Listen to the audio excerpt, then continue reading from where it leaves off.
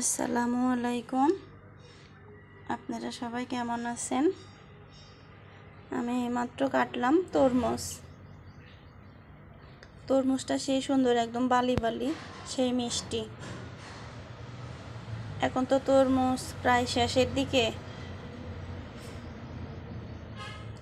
প্রচণ্ড রোদ আমাদের এখানে যশোরে। ওই জন্য ফ্রিজ থেকে বের করে তরমুজ কাটলাম। অতিরিক্ত গরমের সময় ঠান্ডা তরমুজ খেতে খুব মজা লাগে।